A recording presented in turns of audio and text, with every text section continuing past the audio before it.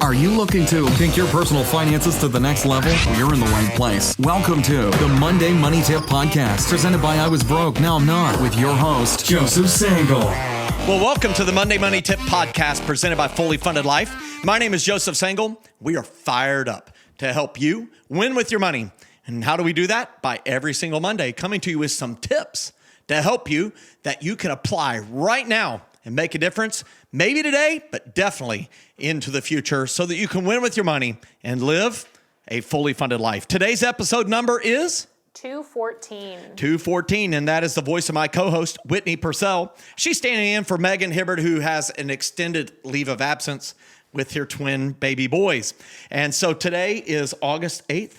Yes. Wow. I know. Back to school soon. Back to school? Some of you may already be back to school. With their kiddos. I know our friends in the neighboring state of Georgia, many of them have sent their kids back to school. Yep. We'll be starting ours back here within the next 10 days. That's awesome. Yeah. So today we're going to be talking, continuing a series that we started last week. Yes. The series is called You Asked For It. Yes. And so what we're talking about, we're going through questions that we receive at the Financial Learning Experience. And these are ones that were submitted by the people in the audience to Joe as he was going through. And today we're going to talk about questions about credit cards and credit scores. Yeah. And so this is going to be a lot of fun. We've been using an app called Slido, SLI.do, and it's a great way if you're speaking to audiences, or maybe you have a large team at work, or maybe you have a student body and you're a teacher, where they can ask questions, and they can ask those questions anonymously or having their name against it. And then whoever the fellow listeners are, they can also see those questions and they can thumbs up and answer them. And so that's fantastic. They can thumbs up and I will see them and answer them, hopefully. Yes. We're going to do that today. Yeah. But before we do that, you know what time it is. It's one of those great times of the podcast. Let's go. Now it's time to get caught up with our current money events. The Monday Money Tip Podcast is sponsored by the Fully Funded Life Membership Program. The Fully Funded Life Membership Program provides all you need to begin winning with money and live a fully funded life. Fully Funded Life includes 4 key components: courses, challenges, coaching, and community. Courses provide financial education. Challenges help you make massive progress in a specific money skill. Coaching is provided by the Fully Funded Life certified coaches through open office hours held multiple times each month. All of the courses, challenges, and coaching results in an outstanding community that help equip, motivate, and encourage you to take your next financial steps toward your fully funded life. Fully Funded Life: courses, challenges, coaching, community. All that's missing is you. Learn more and receive a special offer for Monday Money Tip listeners today at fullyfunded.life/MMT. That's www.fullyfunded.life/MMT. Well, awesome. Today's current money events section is about mortgage interest rates. Sometimes I like to use different voices. And this one is a tragedy. It's the mortgage rates. Are you ready for this? They're climbing. Now, you recently sold a home. Yes, I did. Yeah. So Are you immediately running out and buying another one? I am not. Okay. I am not. I'm going to sit for a little bit and let the market cool. Yeah. And so mortgage interest rates have soared. I just so you know, my source for looking at national mortgage rates is bankrate.com. I find them to be an excellent aggregator of these types of results. They also do bank savings rates and savings account interest rates, CDs, that sort of thing. We'll have a link in our show notes. But if we, maybe we could pull up the bank rate page here and show them to them. If you're watching on YouTube, we'll let you be able to see that here. But you can look at the 30-year mortgage rates. And now this is really important. Whenever you're talking about mortgage rates, it is amazing how many mortgage brokers and banks will say our rate is. But then you look at the fine print, and the fine print says you bought 17 points. It's like, what? And so I always go to the filters and I click 0 points so that I can compare apples to apples, not the published rates where they're really not all the same. And so I say 0 points, 30-year mortgage rates only. And right now, they're almost unanimous as we record this at 5.5%, 5.50%. Yep. Wow. Well, and you may want to explain too to some of our listeners who have not bought before that when you buy points, it's basically saying like, hey, you can tack on additional money onto your closing to get a better interest rate. To buy down your interest rate. Buy down your interest rate. So, I think we had done that at one point on one of our houses, not, quite that level, but we were like, hey, if we do this, it will save us, depending on how long we're going to be there, et cetera. So that's really important. So 5.5% is solidly 300 basis points. So every 0.01 is a basis point, 300 basis points up. And a general rule of thumb that you should think of is every time rates go up 0.25% or 25 basis points, 0.25%, people lose about $10,000 of purchasing power. Yeah. So every 100 basis points or 1 full percent, people generally lose about $40,000 of purchasing power. Yeah. Rates have went up a solid 300 basis points, almost 300 basis points. So they've lost for the same money about $120,000 of purchasing power. Yeah. So don't come telling me that prices on houses aren't going to stop increasing, and that the price increases are definitely going to be suppressed. And I'm seeing already in our local markets that sellers are having to give up stuff again. They're having to give up closing costs and pay for those for people. Yeah. People are no longer having to offer the first and second born children to be able to be considered to purchase a home. And that's awesome. Okay. 15-year notes, they are at 4.50 to 4.75%. And so they're a full 100 basis points less than a 30-year note. They were about 0.5%, 50 basis points different down at the low lows that we saw maybe a year ago. Mm-hmm. But here's the single angle for today's current money events section. And that is, I expect interest rates to continue to increase through the rest of 2022. Do you like that voice? Is that a good voice? That was an interesting one. Yes. If you're buying a home, this is the single angle. It's a little off kilter. If you're buying a home, I'm going to stop it. If you're buying a home that you plan to occupy for the next 10 years, hey, go ahead and buy it. 10 years from now, your house is probably going to be worth more than it is today. If I was buying a home that I plan to occupy for the next 10 years, I would go ahead and buy it. I wouldn't wait. Yes, it may go down in value from what you bought it in the next couple of years, but how do you put a price on fulfilling dreams, having a permanent home, having a space that is yours, that you're in that school district and be able to be that close to that workplace or close to those restaurants and that preferred area of town or out in the middle of the country, your dream, whatever it is. I would not delay on and on if you plan to be there at least 10 years. Make sense? Yeah. So that's it for today's current money events, mortgage interest rates section. That's great. So now we're going to talk to you about our success story. And our success You want to try a different voice? No, I am not going to try that. I'm going to leave that all to you. I'm going to spare our listeners. So our success story today is from Carolyn, who is squashing debt and getting ahead. Carolyn said, I had 13 credit cards and other things that were holding me back from having a margin. But I have paid off 11 of those cards, and by October, I will be finished with the last 2. I've also paid half of another bill, which will be finished in October too. So praise the Lord, I am doing it, and it feels so great. I'll start double payment on my car in November to finish up the $3,700 I have left. Wow. That's awesome. This is awesome. It's weird, this credit card thing. Yeah, and it should be important to note that in general, about 1 in 4 or 1 in 3 people actually carry a substantial balance on a credit card. But man, those that are in it, and I used to be one of them, it starts rolling, right? And, Carolyn here had 13 of them with balances. Yeah. And all of a sudden, she realized, hey, these things are enabling behavior that is helping me progress towards my dreams or helping me win financially. Yeah. And so I recently was told that a pastor was quoting me in a message, and so I went and found out what they were quoting, and they picked up on that quote that says, I've coached a lot of people in my life, but I've yet to meet the first person who said, I've won with my money, and I owe it all to my credit cards. That is the truth. I have not yet met that person. No.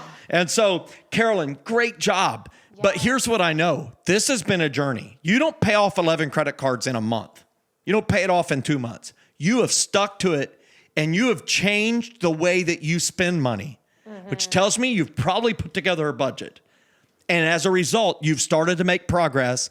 And as you paid off credit cards, each one, Carolyn, you could vouch for this, I'm sure, it gave you this boost that said, man, I'm winning. This is working. And that financial confidence started to brew. And all of a sudden, you see the finish line. Here's what I know. You'll probably pay off that car faster than even what you think right now. Yep. Congratulations. Again, the podcast is powered by our listener success. And man, we are fueled up now. Yes, we are. That's awesome. So today we're going to be answering questions people are asking about credit cards and credit scores. And these are all ones submitted in Slido during financial learning experiences. So our first question today is, should I get credit cards to help my credit score?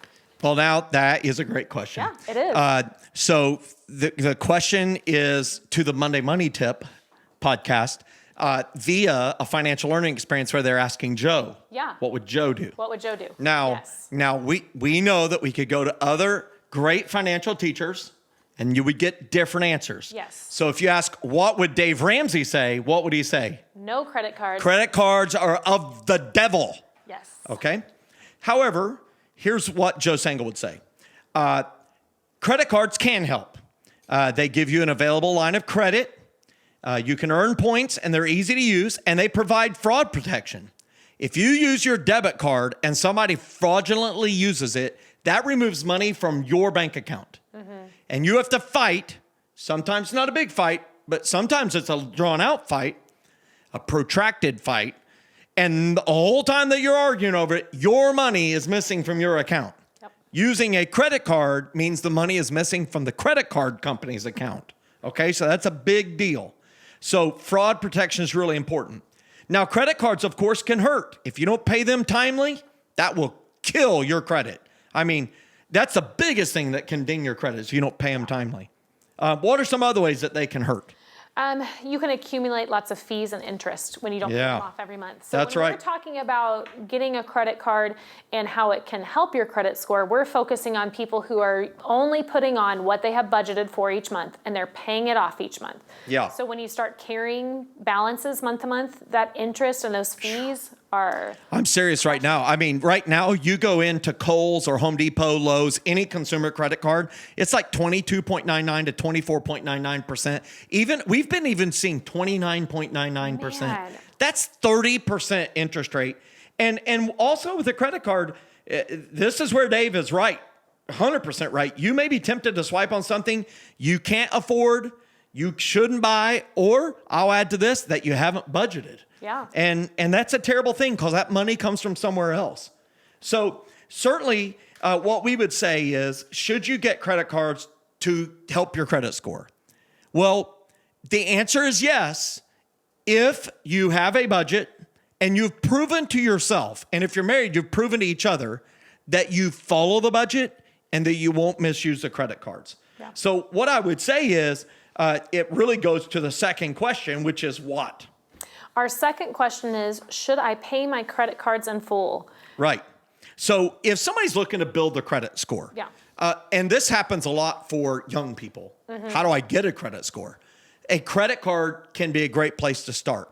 Now, if you get a store credit card, hey, if you do that, here's what you should do. You should plan the purchase in your budget, go make the purchase with your credit card, and then at the register, make a payment on your credit card, or go home and immediately pay off the credit card. If you get a gas card, credit card, or you get a regular Visa, Discover, MasterCard, something like that, you pay the gas and then go home and pay it off. But my bill's not due yet. I know, but pay it off immediately. I want you to have the habit of immediately paying it off. Because if you think about how your credit score is calculated, I'll just rattle off these things here. And we can pull it up. Maybe we can put it on the screen here. But it is what type of credit you have. So is it revolving credit, like a credit card? Or is it installment credit, like a car where you're paying something off? or a house where you're paying something off. And the difference between those two is revolving means you can always just go borrow it again. You can reborrow the money. Yeah. But installment, you have to get some yeses, some approvals to get it. So that's different, okay? So that affects your credit score. And then is how much credit you have available to you, the credit line, so you add them all up. And then of that credit, how much of it you're consuming. That is called credit utilization. So if you have $30,000 of credit available to you and you're using $1,000, you're using 3% credit utilization. They like that to be less than 30%, ideally less than 10%. 0% is what we want it to be. And then also payment timeliness. So are you paying everything on time? Do you have any outstanding judgments against you? That can ding your credit. And then another one is credit relationship duration. How long have you had that credit? So how long you've had that credit card, how long you've had that revolving credit or that installment credit. Yeah. Those things all figure into your credit score. And so when we think about should you pay off your credit cards in full each month, yes. Yeah. Pay them off, not just each month, but every time you have a bill. Exactly. I bought a boat on a credit card. There you go. I didn't know you could do that.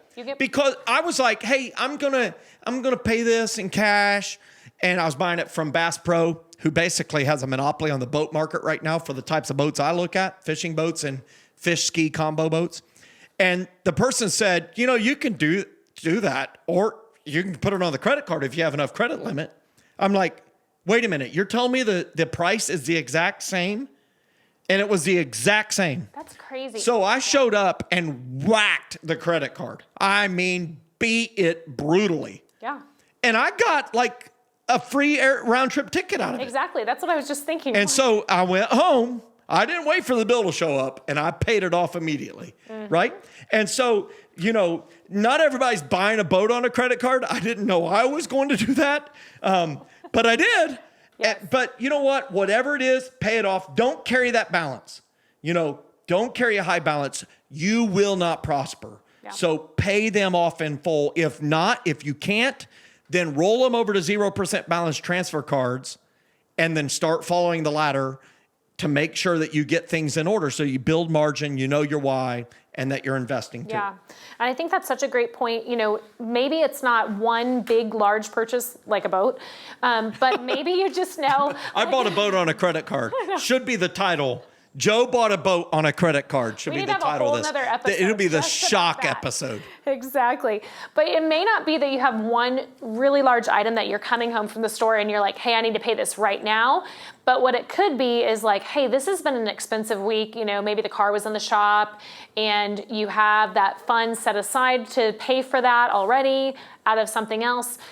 Don't let that sit until it gets to the end of the month, because what we want to see you do is maybe it's something where, weekly or bi-weekly, you go in and log in and kind of see like, okay, what's my balance? I'm going to go ahead and make a payment towards that, or clear out what was in there for the first half of the month, and just get in the habit of doing that. So that way you're not carrying and bumping up against or, having an issue with your credit. That's really important, because our heart gets attached to money in our bank account. Yeah. And we may value the money in the bank account more than paying off the credit card. Yeah, I know that seems weird.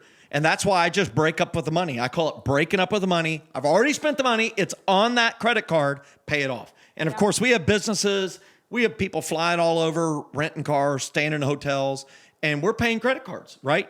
Yeah. We've negotiated the best rates with all these different providers.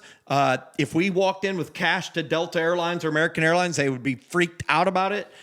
They don't give us any discount for paying cash. And so therefore, that's what we do. But we pay it off many times. We'll pay it off multiple times in a month. Yep, exactly. So this is where it's just understanding that it's important to pay that credit card off each month, that it is going to hurt your credit score if you don't do that, and making that a priority. That credit utilization will go up, and that therefore will drag your credit down. Mm-hmm.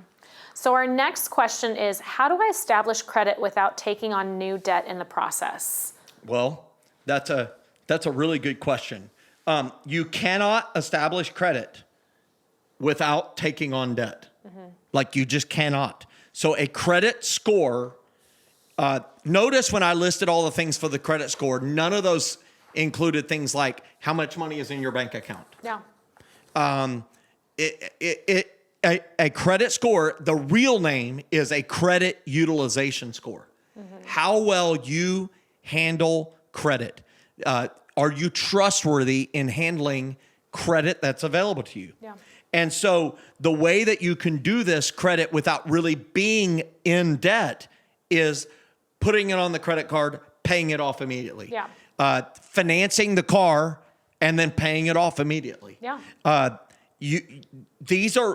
Put the new refrigerator on credit, go home and pay it off. Exactly. Those are things, I know they're not long credit relationships, but they are credit relationships that show paid in full, pays as scheduled, and that helps you greatly. Yeah. And so that's what I would just tell you is you establish credit by actually having credit. And I know well-meaning financial teachers have said you shouldn't have a credit score. But I would just tell you, I'm not in that channel.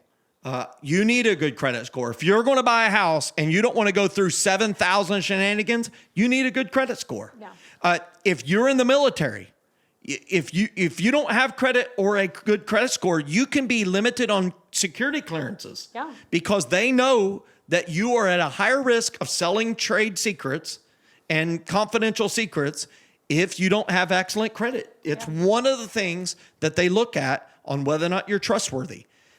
If you want to have the best insurance rates, you need an excellent credit score. They literally use credit scores now as part of the way of rating your insurance premiums. And so I would just encourage each of you to establish credit and to maintain excellent credit. What I do is I pay my credit cards off every month, even with the business, every month, without fail, multiple times during the month. And as a result, we have excellent credit. And I've been able to use this to be able to have other types of debt because I'm not opposed to all types of debt. I do have debt on investment real estate. When I purchased one of my companies, I did so with debt, private debt. And it took me 7 years to pay it off. That's what we scheduled, was to pay it off in 7 years. And now the company is debt-free or net debt-free.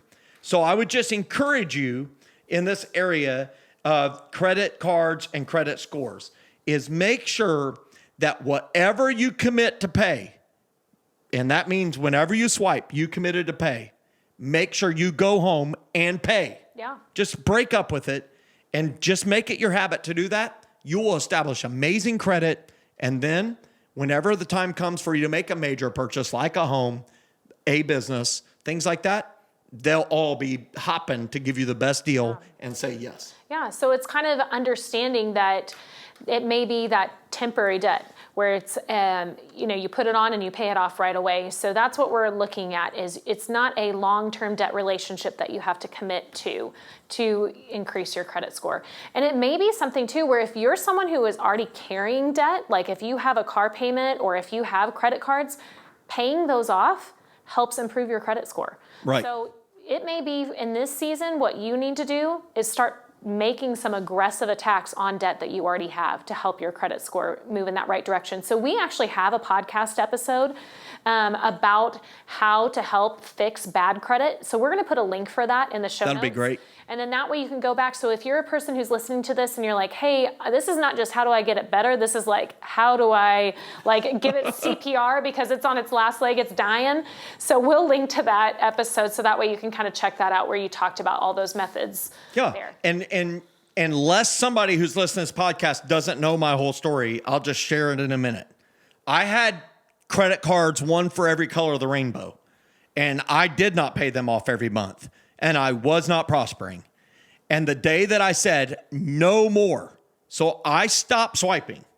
I just stopped swiping because I couldn't control me with the credit cards. And then I actually shut down the accounts because I had already purchased a house.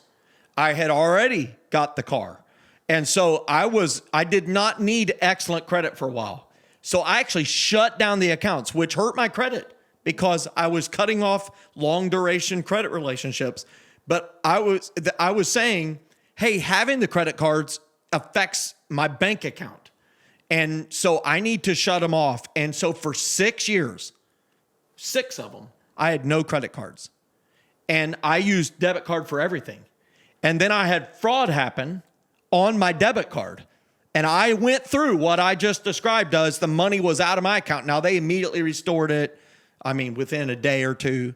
So I didn't have the nightmare that some people had. But it was in those moments that I started realizing, hey, this may make sense for me to have a credit card again. Mm-hmm. But in the process of those 6 years, I had changed. Yeah. I had gotten a budget, learned how to live by the budget. And as a result, now we're able to run all these dollars of our businesses and everything through it, get lots of points, and we never have paid a dime of interest. Yeah. So I just want you to know, I've been there. I've done that, got the t-shirt 3 or 4 times, literally got a t-shirt for opening the credit card. It wasn't worth it. And so tell everybody what our verse is for today. Yes, our verse for today is Romans 13:8. It says, let no debt remain outstanding except the continuing debt to love one another, for whoever loves others has fulfilled the law. Yeah, and so it's saying let no debt remain outstanding. In other words, pay what you owe. Yep. Doesn't say debt's wrong. It says not paying it back is wrong. Yep. And of course, we always have the continuing debt to love one another. That's awesome. I love it. And so, hey, we love you guys. We're so glad that you joined us today for the podcast. Tell everybody what we're going to talk about next week. Yes. So next week, we're continuing on with our You Asked For It series. And that is going to be a question where we talk about how can a child or teenager make money? Woo. This can be fun. So if you have kids or grandkids and they want to learn how to make money, we're going to be talking about that. That's going to be a lot of fun. I have a preteen in my household. He's getting ready to turn 13. And I have a little 8-year-old. And I've got one of them to adulthood. She's 23. Get fired up. Very soon she'll be 23. But let me tell you, this is always a challenge. Kids want to make money. How can they make money? Well, there's some great ways. We'll talk about it next week. Hey, if you like this episode, or if you don't like it, thumbs up it or thumbs down it on YouTube. We'd love to hear your thoughts. Share a comment on what you've learned about credit cards, what has helped you make progress in building your credit score. We would love to hear from you. And if you're listening to this podcast, please take a minute to rate it and leave a review. That helps others in the algorithm find and discover it. And hey, as always, our podcast is powered by your success. We would love for you to share your success story with us. You can do it by leaving that success story on any of our social media outlets, or you can email it to us at info, that's info, at iwbnin.com. That's iwbnin.com. We'd love to hear from you. Any last words you'd like to share with everybody? I just say, if you can trust yourself with the credit cards, then it doesn't have to be a scary thing. So make wise choices. But like you said, if you can't trust yourself, then stay away. Yeah. So know yourself. There you go. Know thyself. Wise words from co-host Whitney. Hey, have a great week, everybody. Happy Monday. Get fired up. We'll see you next Monday with another episode of the You Asked For It series right here at the Monday Money Tip Podcast. Get fired up. Thanks so much for listening to this episode of the Monday Money Tip Podcast, presented by I Was Broke, Now I'm Not. If you enjoyed today's episode, please leave a review and subscribe. And for more great content and to stay up to date, visit iwbnin.com. We'll catch you next time.